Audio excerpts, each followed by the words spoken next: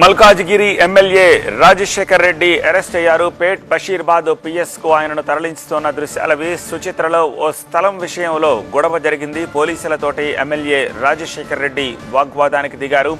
ఇప్పటికే మాజీ మంత్రి మల్లారెడ్డి సైతం పోలీసుల అదుపులో ఉన్నారు. 2.5 ఎకరాల భూమి తనదేనంటున్నారు మల్లారెడ్డి. అందులో 1.11 ఎకరాలు తమవంటూ మరో వర్గం వాదనకు దిగింది.